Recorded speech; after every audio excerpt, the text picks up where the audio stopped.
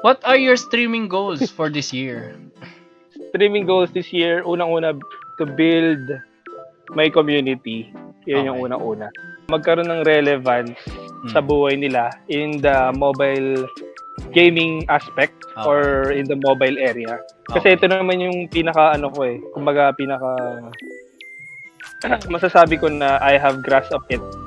It's into the mobile gaming and anything mobile. Yun. And also, syempre, i-build yung makabuild ng career out of this.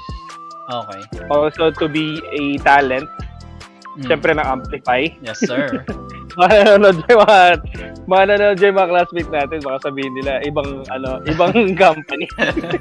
And yun, ma-maximize ko yung revenue potentials dito sa ginagawa natin. Okay.